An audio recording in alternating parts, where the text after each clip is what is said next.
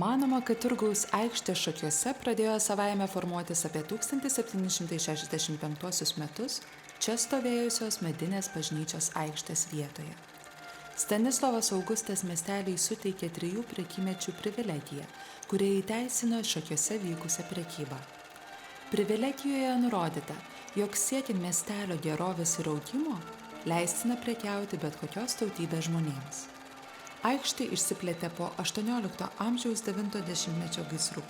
Labiausiai prekyba suinteresuotų žydų sodybos buvo miestelio centre, tad susitarti savo asmeninio žemės turto sąskaitą praplėsti buvusią aikštę, atstatant pastatus po gaisrų, nebuvo itin sudėtinga.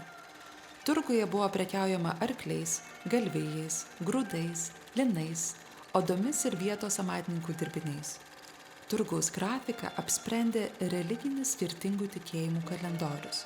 1818 metais vaivadijos nutarimų prekymečių, sutampančių su šventadieniais, datos privalėjo būti perkeltos į šiokiadienius, įgyvendinant Rusijos caro vietininko Lenkijos karalystėje potvarkį, kuriame parašyta: šventadieniais vyksta turgus ir jomargai, tuo tarpu reikia garbinti Dievą, dėl to nukenčia moralė. Dėl dar vienos religinių švenčių kalendoriaus priežasties buvo apspręsta Didžiojo Turgaus diena – ketvirtadienis. Apylinkės valstiečių atvežamus produktus supirkdavo žydai, todėl turgų perkelus į penktadienį dėl šabo žydai negalėtų parduoti supirktų produktų rytojaus dieną. Taip aikštė tapo savotiško dalykiškumo, tolerancijos ir sutarimo paieškų vieta.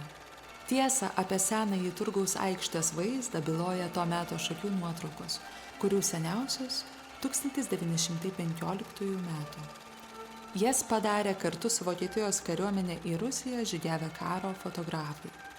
O kokią aikštę matote dabar? Gal girdite arklių kanopas? Ar prekiaujančių miestelėnų šurmulį?